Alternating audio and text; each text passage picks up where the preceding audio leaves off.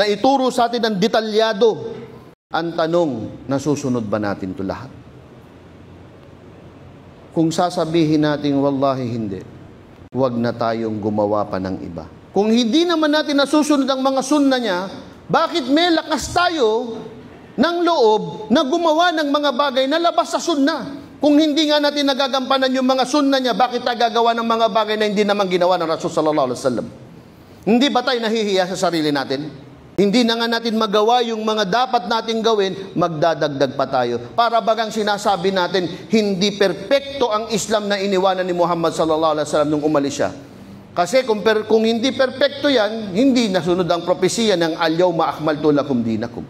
Araw na ito, ginawang ganap ang inyong reliyon.